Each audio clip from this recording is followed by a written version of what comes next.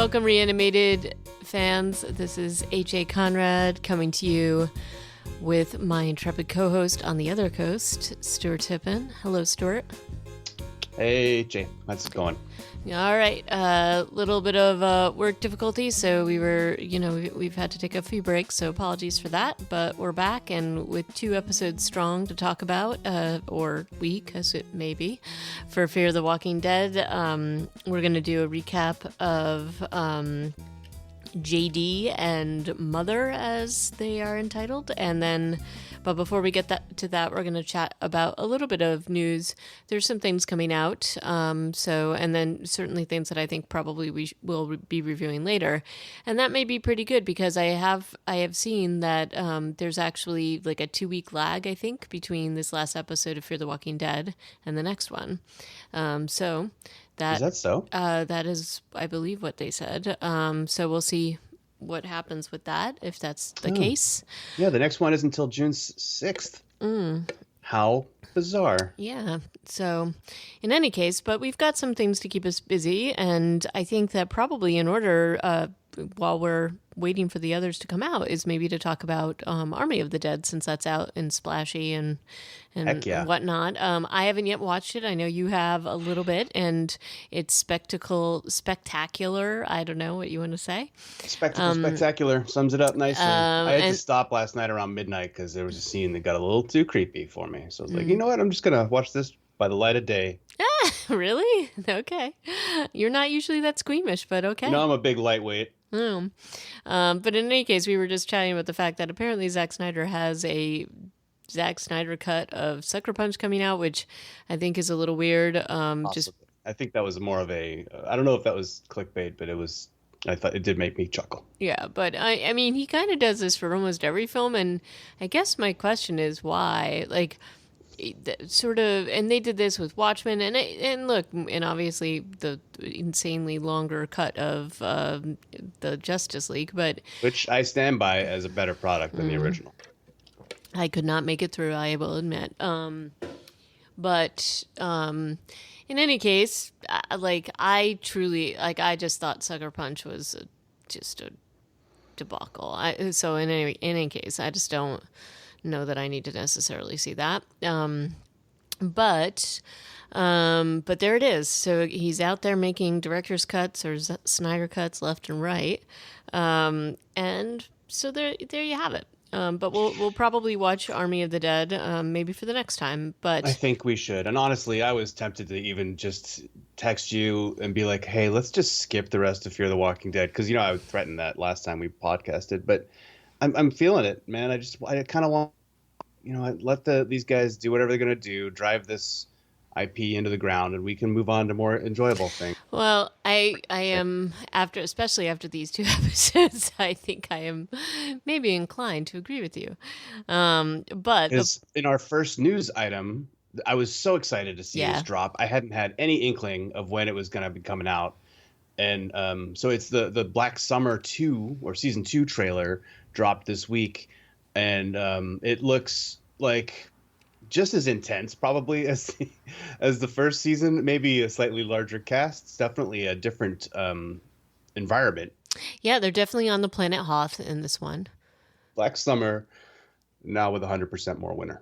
Yep. But it does look like a great trailer, so I'm totally fine if we want to check this out. And I've been doing some internet research, HA, and I could not find Kelsey Flower anywhere. He played Lance in the first season, the guy who was last seen running away, being chased by 50 zombies, and they were so fast. And what a terrifying scenario for him. But he got away from that one zombie that one time. Could he have gotten away from those other ones? I checked out his Twitter or wherever, I think it was his Instagram, and he was reposting the trailer that dropped, saying, and in the past months he'd been posting some photos from set of the first season saying throwback to this was a great time, etc. But no clues as to whether Lance makes it into this season. And he's not in the trailer. There was one guy who kind of looked like him, but that was not him in this car scene. Well, I'm just kind of hoping that this is their, sort of gift to the viewers. So we'll see what happens with that. And there was also something that a series, or a short series, I suppose, a black zombie comedy series that is now on Spectrum as of yesterday, I think, or maybe on Friday. The Bite, and there's a trailer that's out, and there was a whole article in the New York Times about it. It does look kind of ridiculous, and they're using COVID as a plot line, so that's fun. So Yeah. we may have to. I did like the tagline at the end of the trailer, coming much too soon. But we'll have to. So there's plenty of stuff out there that's interesting stuff to watch. And then you found this other.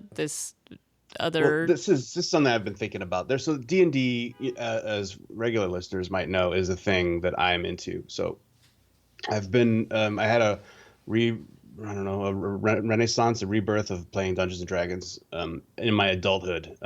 And so they've been releasing regular products, source books, campaign guides, and they just dropped one this week called Van Richten's Guide to Ravenloft. And this is significant because Ravenloft is the world where one of their most famous undead character, evil villains, comes from. His name was Strahd, and he was a vampire, and he was a real bad guy.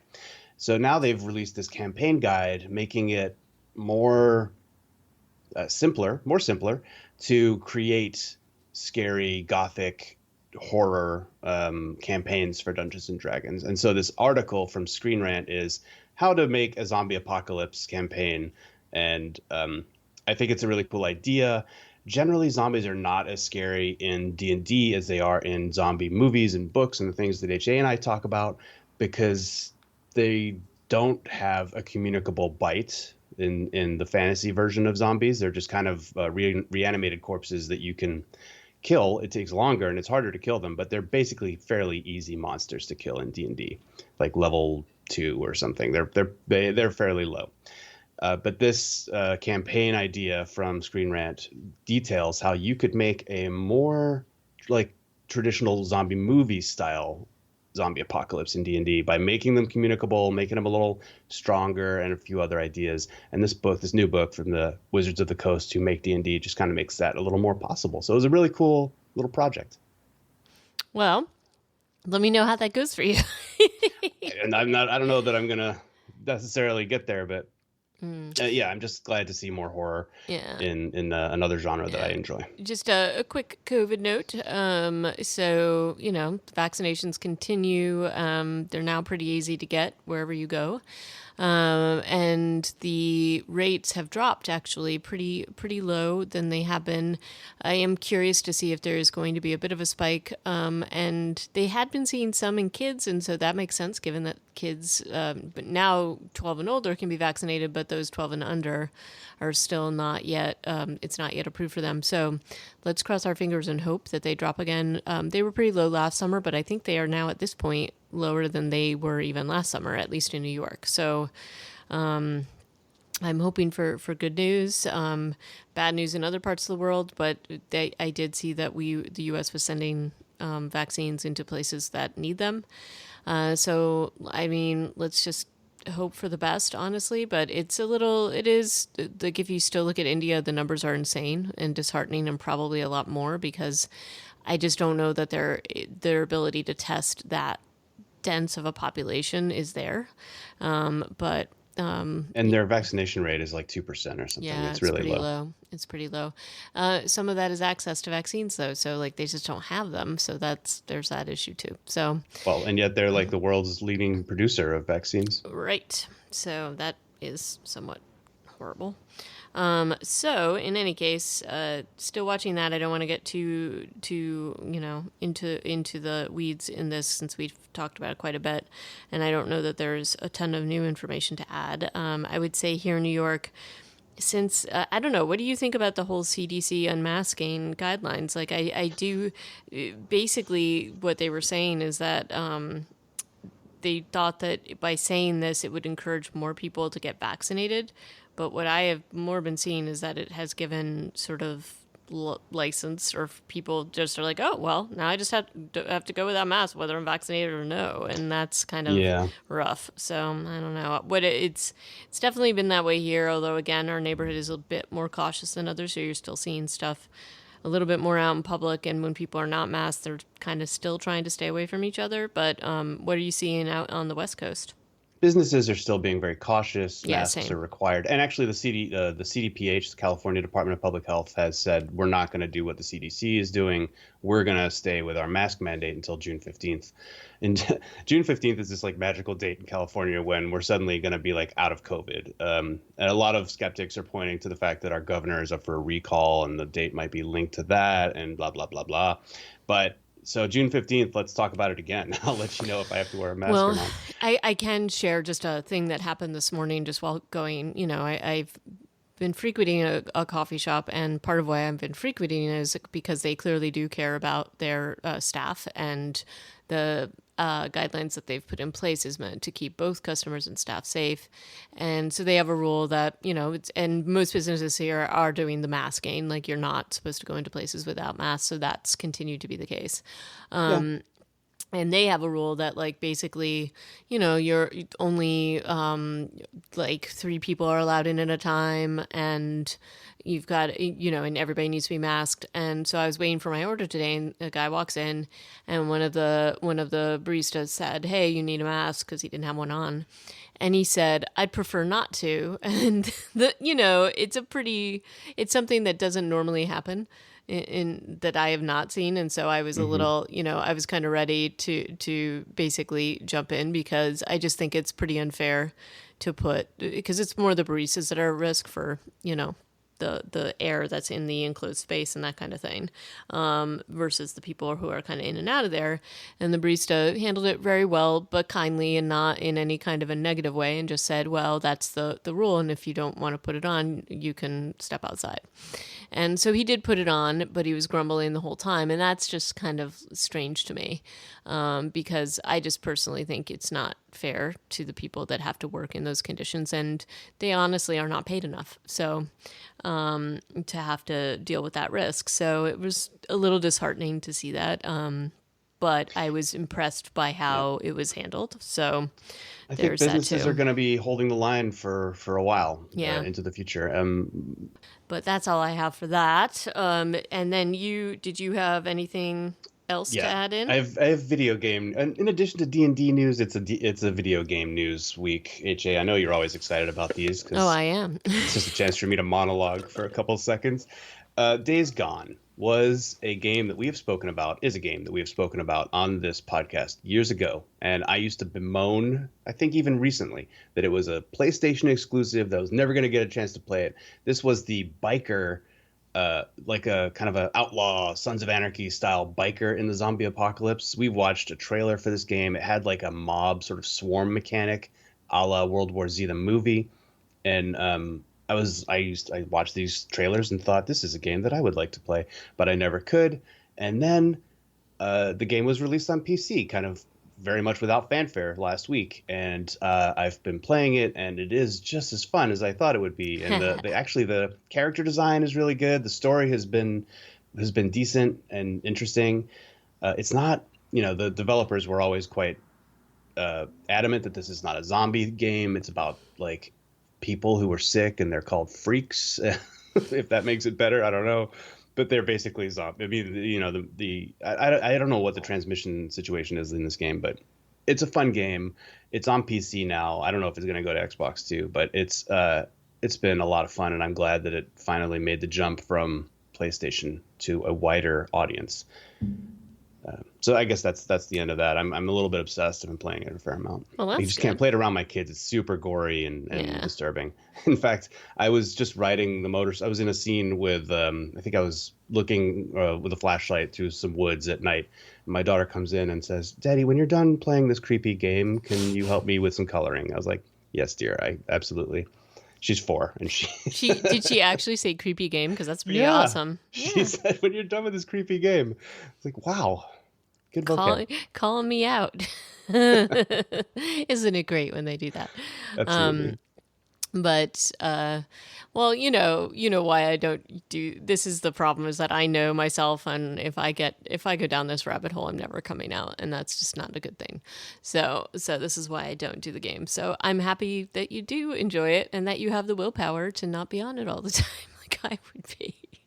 So, Yeah, well, um, like or, with Army of the Dead, sometimes I have to walk away because I get a little too get too heebie-jeebied. But yeah. but without further ado, let's now talk about these two Fear the Walking Dead episodes, JD and Mother. And Mhm. I will say at the outset, once again, I feel like there was like part of something. Like there is something about the storytelling in both of these episodes, and this has been the trend in the last few we've seen, where it feels like there was somehow an episode missing or some scenes missing that would explain more, or it's just like honestly sort of poor storytelling that you're supposed to sort of leap to certain conclusions, or the audience is supposed to leap to certain conclusions. But as a person who has watched this series from the beginning, it it really felt like there was just these weird gaps in how they were telling the stories, and also once again, things that characters are doing don't completely make sense to me. What, like And Sherry purposefully killing a horse? right, like things like that. That was an extremely frustrating part of this episode. That was like probably the absolute low point for me of this episode, Yeah. was So, Dwight being like, "Hey, stop riding your horse so fast," and then she continues to do it, and then Dwight's like, "Oh man, your well, horse is really having a hard time," and Sherry's just like, "Bam!" And then they're riding on the same horse for the rest of the episode. I'm just like, this is preventable and moronic, and she should be put in the stocks. Do they have stocks at Lake Town? I hope they do. I don't know, but yeah, so that's actually almost, I was just thinking about that as I was talking, because this is just sort of like, there's that, but also their tracking of June in this episode seems a little weird, and even her Yeah. interactions and like the whole thing just felt super strange to me. And again, this is, I think, leading me to the same conclusion that you reached earlier, which is that maybe we need to let this go as a thing that Let we're it go, or like just say Fear the Walking Dead isn't for us anymore. maybe saying it's not for us. And, you know, I think that there are a lot of good, interesting things that it could have explored and done. And there's certain things that they're trying to get to with it that just isn't successful because they haven't put the time and the effort in to do it.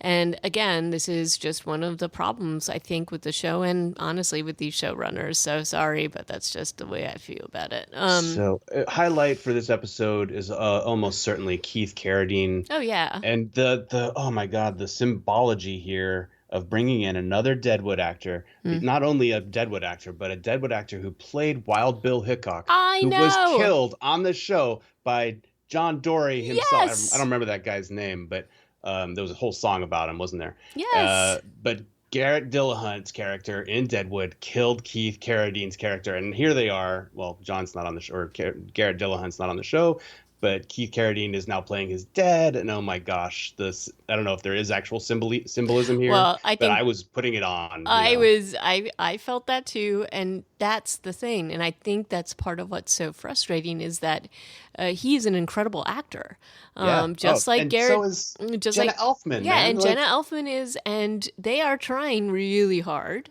They are. It's just there's just a lot of problems with what they're given to work with, in my opinion. So yeah, this show has never really had a problem with casting. I think they must have a great casting director. I don't know how they continue to get the talent and attract it to the show, but they've managed, right? It's then the writing is almost always what lets it down. And this episode was directed by Aisha Tyler, and she took over their Instagram account also, and had some, of course, funny observations and things to say. And this one was also written by Nick Bernard Bernardoni, maybe, and Jacob Pinion. And Nick Bernardoni is the one who wrote another episode that we did not super enjoy earlier this season. I'm trying to remember which one it was. It was Things Left to Do, which we did not enjoy. That was the one after John Dory was killed. And this wasn't as bad as some of the other ones that we've seen. no, I mean This season. I don't want to be like super negative. It's just basically once again when you're given this great group of actors, or at least especially him and Jenna Elfman, it really is upsetting to sort of see it like I don't know, just I don't want to say fall apart, but Keith Carradine and Jenna Elfman are so good in this, and then you just want more out of it. Yeah. And so even the whole, like, let's just, like, from the beginning, there's this whole confrontation between June and Morgan. like Morgan, and I don't believe that Morgan would do this. Grace is suffering. Grace lost her baby. I mean, he's like, you're not allowed to see her, and this is why I had to make you leave. And then, and I don't know. I don't remember him making her leave. I thought she left on her own after she there killed was Virginia. no discussion. She just kind of walked out of there. And let's just say that I'm okay. However, AJ, I do agree that he should be mad at her because she has been screwing things up. Her decision to not go with John, her decision to stay around and do the hospital, her decision to not stay at Lake Town, where she could have provided more aid to Grace. These are legitimate beefs. Okay, I am fine with this scene if the end scene didn't happen so freaking easily. Do you know what I mean? So they really make up without any kind of real talk between each other. So that's, it doesn't match, the beginning doesn't match what the ending scene is. That's true. Because there's no reason why he would get to the place he is other than the fact that, John Dory's dad ends up being part of the mix. So that's just kind of...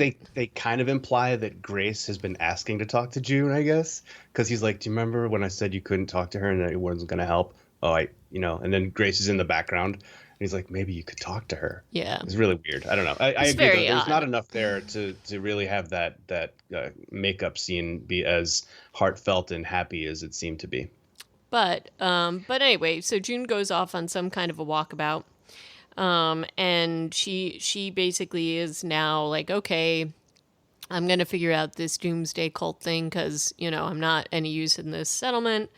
But again, not taking care of this hospital she's trying to set up. Right, which was the whole reason why she kind of abandoned John in the first place. And if we're being realistic, it's probably the reason why John is ultimately dead at this point. But she gets followed by Dwight, and they do have a good little scene together where he basically says that he's grateful to her and John because they were the ones who pulled him out of his depression. And when he was trying to kill them. That too, but and then of course that's an easy tie-in with Sherry and to bring her into the episode. But in any case, she goes off on her merry way, and she ends up, basically, they are both. They're kind of like part of this at the beginning, and then she suddenly they get all ambushed by this guy in the RV. So here's a big question: she spots John Dory Sr. on the hillside above the tank town where they are, and she's like, "Who's that?" And then he just starts shooting at them immediately, and not at them. And he makes a point of being like, "I'm not just going to shoot out tires and mirrors the next time we blah blah." It's like he's apparently just shooting to scare them, but why? Why not just walk away? Yeah, because at the end of this engagement, when he wastes 8 or 9 rounds of ammunition, which I'm sure he can't spare. He then does walk away back to his camper, which is only like 20 feet away, before June manages to break in, and then he confronts her, and they have their come to Jesus, and she sees his crazy wall. Right, she sees his crazy wall, and which is an HA term that I have come to embrace. And his crazy wall, of course, is showing us that Teddy, our weird cult leader, is now, they're giving him a backstory. He's actually like this crazy serial killer. He's been spouting this doomsday stuff. And you know what? This is an idea that I think is, again, not totally plausible because the guy was locked up in a prison. And we do, in the next episode, see how that all worked out. But the idea that... he gets out so easily. Way too easily. Like there's really nothing to it, despite the fact being in close quarters with a bunch of walkers that just the door's all open. Yeah. Yeah. All right. Again. So another frustrating part about this scene where she's looking at the crazy wall before Senior comes in is instead of just opening the curtains, she insists on using this wind-up flashlight. Yeah. Like to heighten the tension. I'm like, just open the window. It's daylight outside. You don't have to do this. Right. It was a small point, but well, one that and also his name would have been in the articles, right? So that was the other thing where they have this whole weird That's on thing. the other wall of the crazy wall. I Right, think it's a double-sided. but still, like they have this whole like thing where he sees the gun and then they realize who It he takes a is while. and It who, takes but a while for them to it's get like, there. and it's the tension is mounting and He's calling um her honey or sweetheart or something, and she's yeah. getting all mad, and then crashes his camper and breaks it, and he's an irascible old codger. She helpfully loses her jacket with the unread letter from John Dory in it, which Which is a is plot point that I mean, I get it. Like, you don't want to read the last thing he ever wrote because then you'll never read a new thing, or I don't know, something along those lines. But yeah. Yes. and then meanwhile, Dwight and Sherry are killing a horse and riding along. The scene where she actually does kill the horse, they're not even on the road anymore.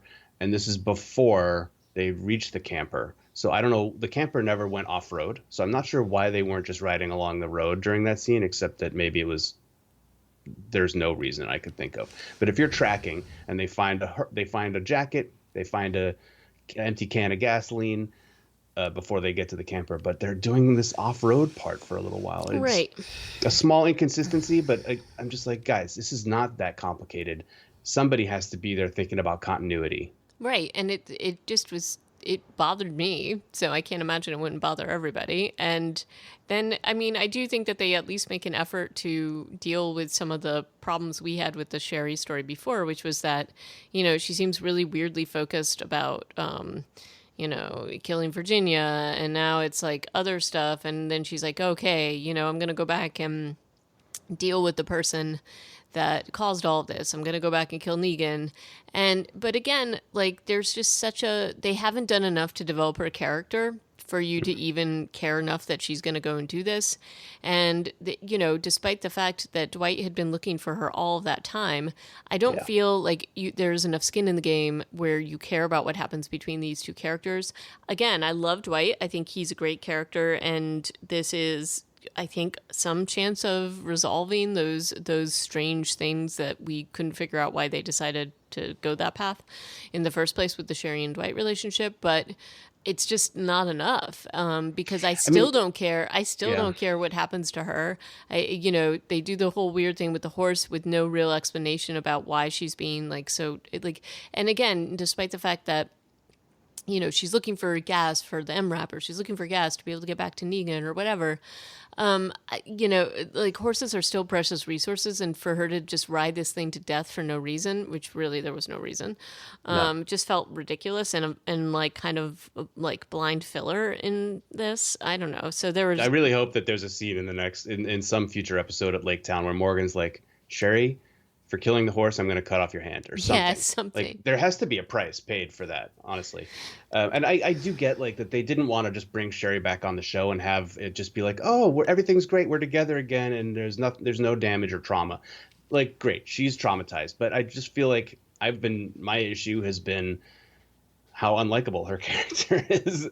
I mean, maybe that's not fair, but they could have had her trauma express itself in other ways, I think, that weren't as distracting and destructive to the rest of the narrative, and that's been, I just haven't really enjoyed that storyline, and the prospect of sending her back to the Walking Dead Prime potentially is like laughable. I don't think anybody believes that that's going to happen for a moment, and I don't know that anybody would care if it did. They've raised that specter before in season 4 when I think 4, or the one where they were in the trucker gang and Morgan's like, I'm going to drive back to Virginia. And then they never do. But it's like, all right, how many times are you going to ring that bell? Right. This show just like, it's the same thing with the Charlie and Dakota thing. Yeah. It's like, yeah, we're going to find these like damaged, troubled youths and then keep doing that same storyline. It's slightly differently, as we see in the next episode. But oh my gosh. It's pretty much the same thing. Yep. It feels kind of repetitive. Look at the flowers. Look at the flowers.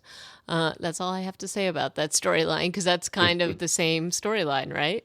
But and I think that to me, the whole purpose of this episode was to basically set up the next episode, which was to give Teddy the backstory so that you weren't going into that cold, to have some Doryism brought back to the show, because obviously everybody's really upset that John Dory is gone. As I have said before, he was the heart of the show. He was part of why I watched it. I'm still missing him, and I stand by my assertion that you just don't care anymore. And as Garrett Dillahunt's now in Louisiana shooting Where the Crawdads Sing. Like, he already moved right on to it, so good for him. No, I'm not even suggesting that. I think maybe it was time for him, and I think that's fine. But without this character anchoring a lot of these, like, you just don't care. And they're doing. Look, Jenna Elfman. It's telling that Morgan isn't that anchor for this show. Like, if Morgan wasn't on this show, how would you feel? I don't think I'd care. I just don't really care about him anymore, which is kind of sad because I liked him a lot. So again, I don't. Again, this is not the actor's fault. I think that the storylines have gotten very muddy. I think the showrunners have gotten very lazy, and they rubber banded him back and forth into and out of insanity too many times. Like, it was just too much of that, and now he's reforging himself once again, I think, for like the fourth forging. Right. Yeah. And so it does get just a little bit like you're exhausted with his personal storyline. And now he's just like this benevolent leader who's also a killing machine. And I don't know what they're going to really do with that going forward. Right. And then you have the doomsday cult that they're trying to somehow stop, but yet can't seem to get a handle on whatever this weird, crazy group of people is doing.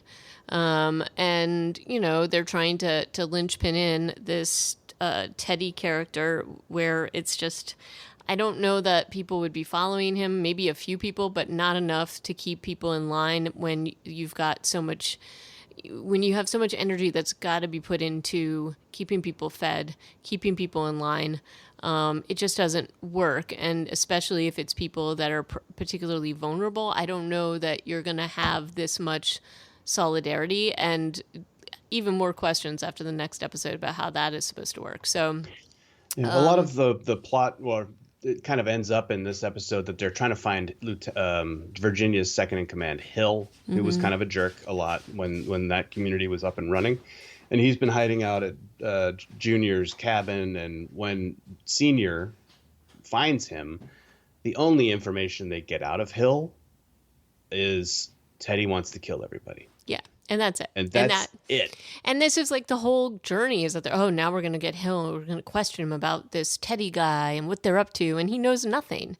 So that's kind of strange. And then Senior gets shot in the chest.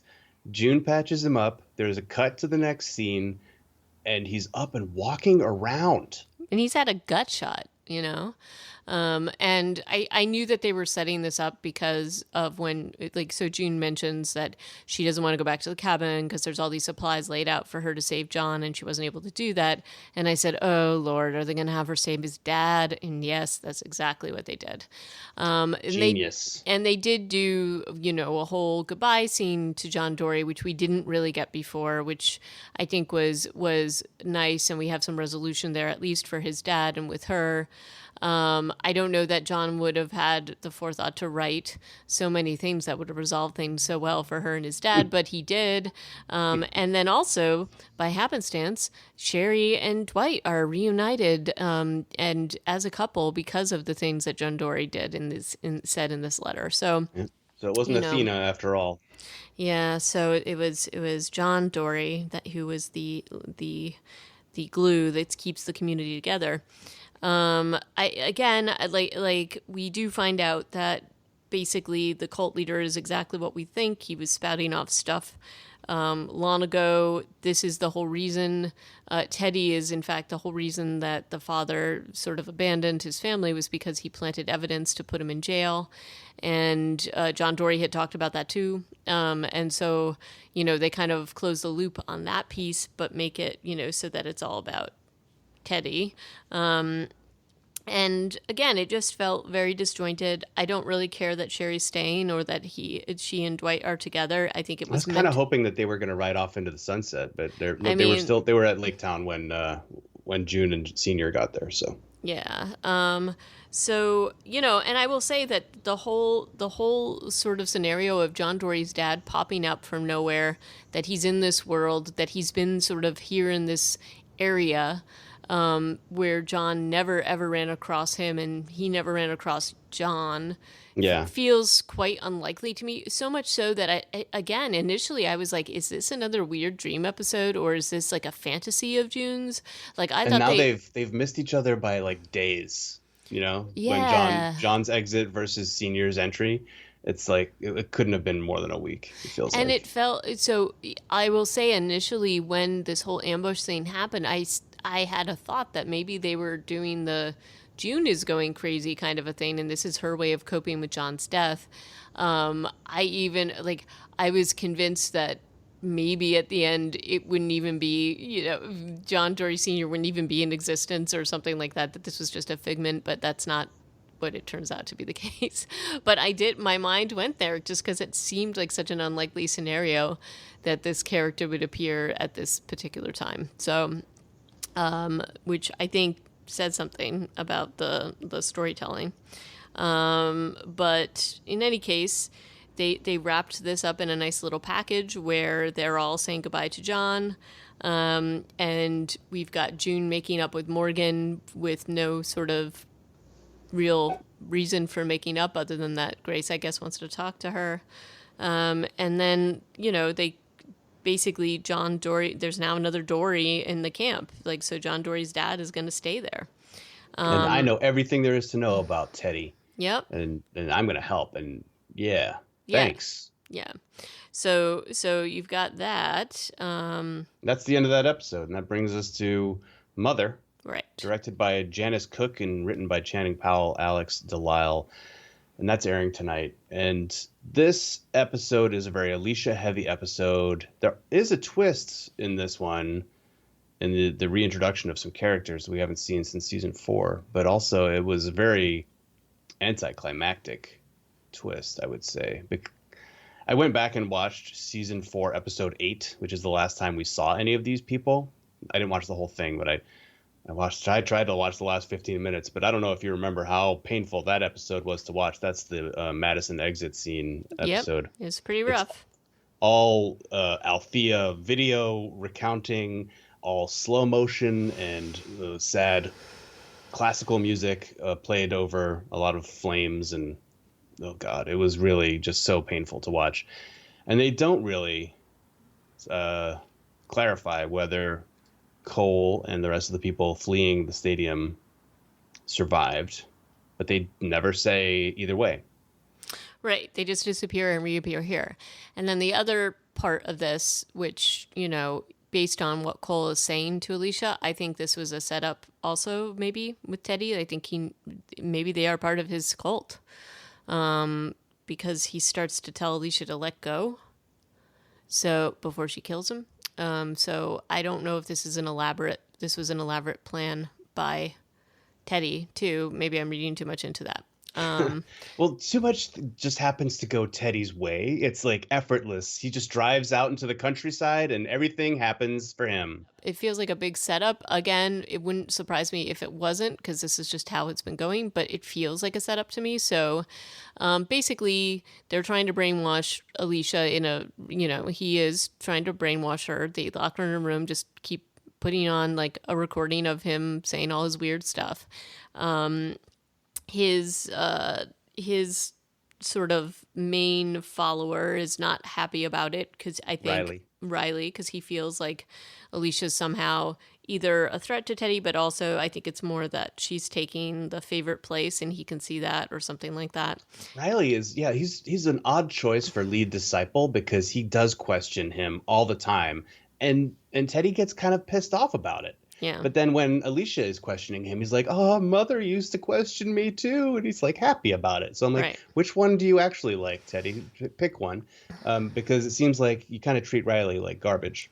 Right, and I mean, obviously they're setting up that sort of dynamic between Alicia and Riley. So I don't know that they're going to have much of a dynamic after the end of this episode, but at the beginning of this episode, there is this interesting setup where he's in prison, and it's kind of interesting. Honestly, no, I take that back. Probably the highlight of this episode for me is the concept of watching a guy walking to death row, and Teddy's spouting off his crazy stuff, and one of the guards is like, "Yeah, you're full of it. You're going to be doing this soon too," because he's on death row.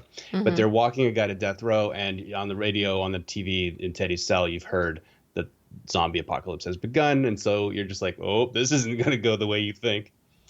I thought that was pretty funny, and then, they kind of undid all of my excitement about that setup by having the death row inmate who's been executed and the two of the cops come out at the same time, like they've all reanimated exactly at the same time, and all the doors open, and then they just like the end of that scene just falls apart for me. Like it's just everything. Well, yeah, lines because Teddy escapes by backing up slowly into his cell, and apparently all of them are ignoring him, which, I guess if he stays really still, it just, and even when he takes out the sheriff, it's convenient because all the other ones are distracted by other people, I suppose. And he manages to get out there really easily. We don't see him getting out of the full prison, but I don't know that all the doors in the whole entire prison, especially a place that's got a death row, are going to all open at the same time, so that he would have been able to get out. But apparently that's what happens, and you're kind of left to imagine that. Yeah. But now we've got the whole scenario where he's going to take Alicia on some kind of a spiritual journey or something to convince her over to his way, or at least that's kind of what he wants to get to know her, he keeps saying.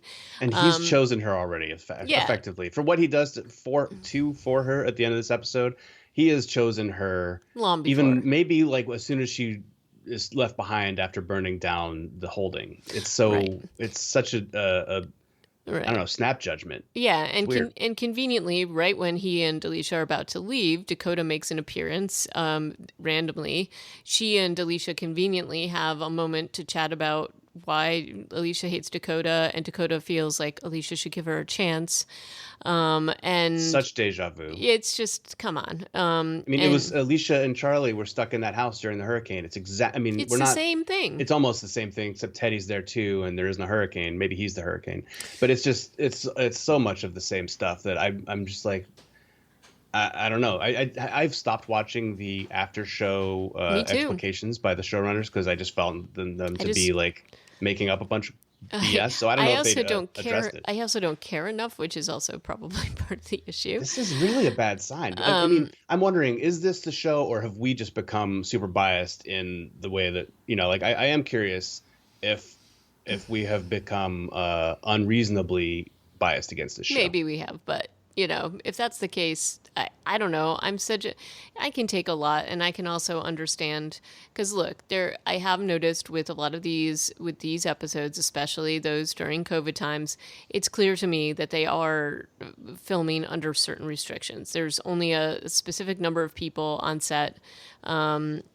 You can't, I think that they are operating in a way to try to keep everybody safe. And so you've got these very focused episodes on specific characters and things like that too. I think so. You're not having quite so many people on set at once. And so I do understand that there are probably some issues and things that you challenges to work around in storytelling because of that.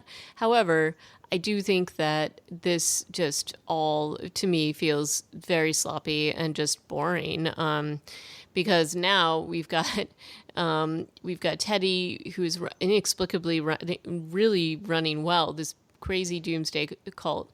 After spending years prepping their underground bunker, they suddenly found another one really conveniently that they're now prepping. And we're talking about a place that needs to be prepped, that the idea is that they're going to stay underground for years and years and years, right? So and they've done this in a matter of days now, finding the new place.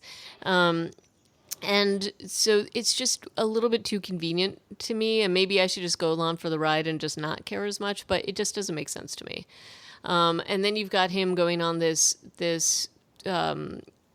soul-searching journey to try to convince Alicia to come over to his way of thinking, maybe, and to get to know her. It all does feel very set up. He's got a bond with Dakota. I don't think it's shocking that at the end, she takes his side and is suddenly easily won over to him because he tells her exactly what she wants to hear. So that's not really shocking. But there's so many moments when Alicia can take him out, and her excuse about not taking him out is that they need to know what he's doing. Well, he's got tons of followers. They can figure out what he's doing.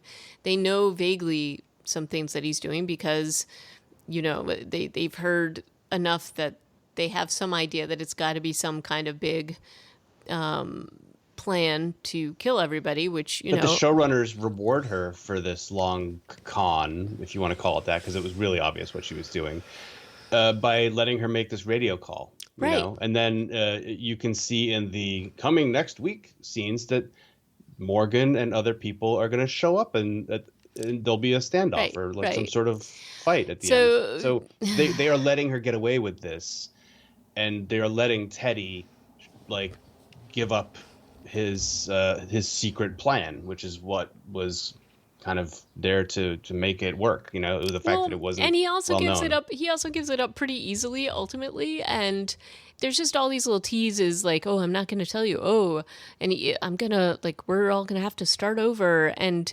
again, these actors are good. They just don't have a ton to work with here, and it just feels a little forced. And the scenarios don't feel real. And when they get their quote unquote sabotage tires, whatever you want to call it, by Cole and his team. And these are people that she knew from the stadium that her mother sacrificed, and they've apparently turned into these robbers. And it definitely felt like they were in on the plan.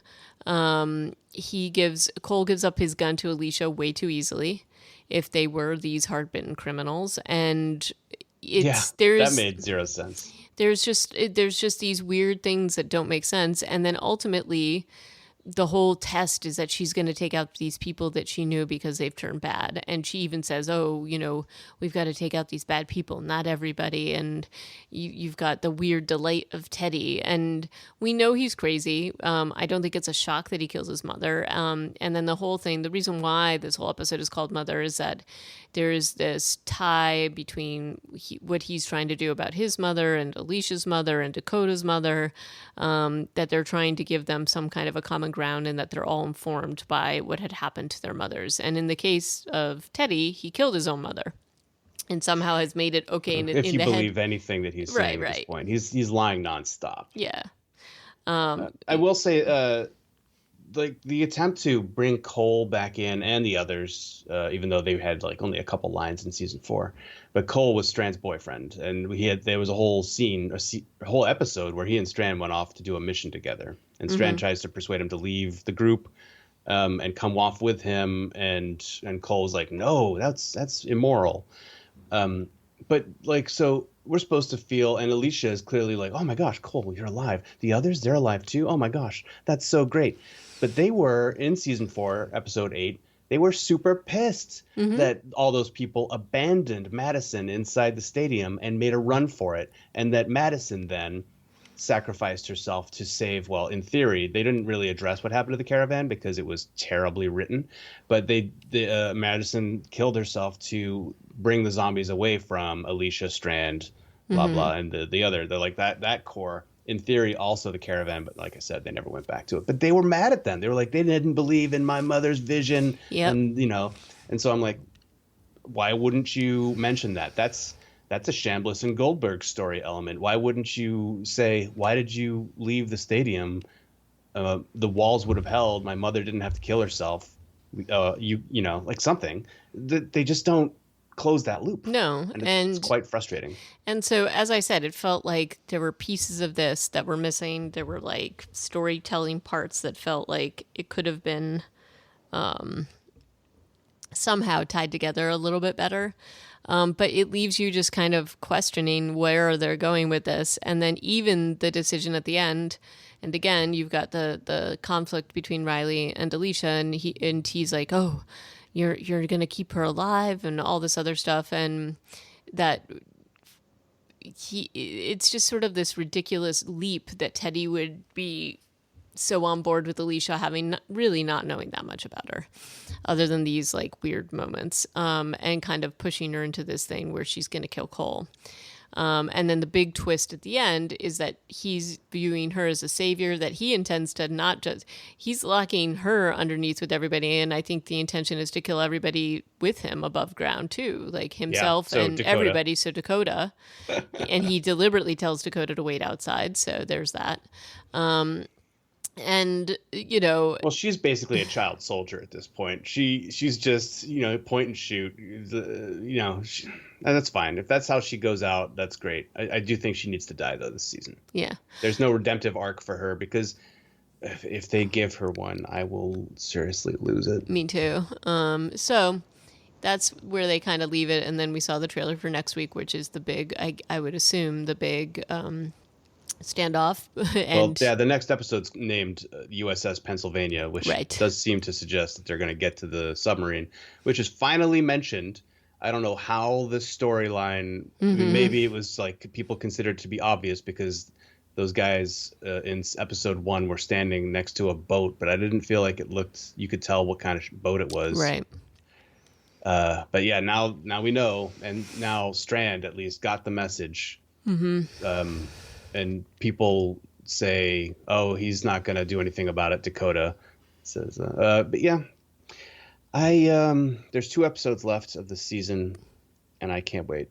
Yep, and we will talk about those before we, I think, maybe sign off from Fear the Walking Dead. Maybe we'll change our minds. Maybe if they do something different, and we have been pleasantly surprised before when they took turns, but it hasn't.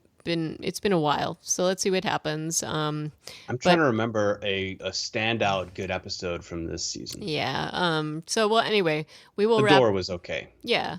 And we will wrap this up, this season up, and then have to figure out whether we're going to revisit it again, the Fear the Walking Dead again. But in any case, I think that I don't know.